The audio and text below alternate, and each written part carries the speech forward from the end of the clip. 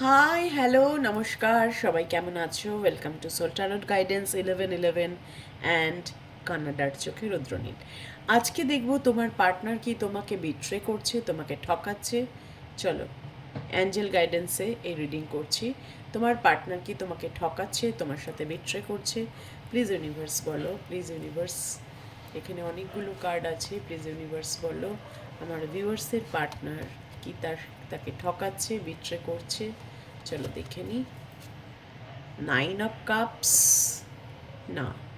দেখো, তোমার পার্টনার কিন্তু তোমাকে মনে করে যে তুমি তার উইশ, এখানে বিট্রের কোনো সম্ভাবনাই নেই।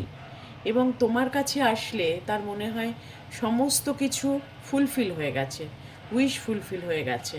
তো এখনো পর্যন্ত এস অফ কয়েন্স, ওয়াও, তোমার সাথে একটা নিউ বিগিনিং করতে চাইছে তোমার পার্টনার।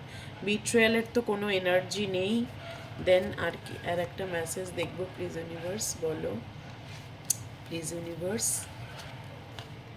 কুইন অফ ভ্যান্ডস, তোমার প্রতি মারাত্মক অ্যাট্রাকশন, সে কিন্তু কোনোভাবেই তোমাকে ভুলতে পারছে না। তো এখানে বিট্রেয়ালের কোনো সম্ভাবনা দেখছি না।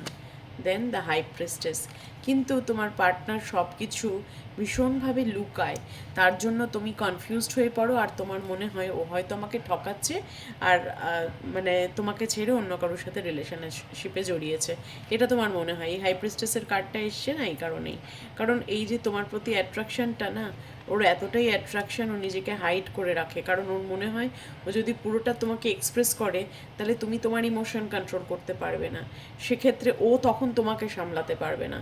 এই কারণেই তো কোনোভাবেই তোমাকে সে বিট্রে করছে না। 9 of cups, ace of coins, queen of wands and the high priestess, কোনোভাবেই তোমার পার্টনার তোমাকে বিট্রে করছে না।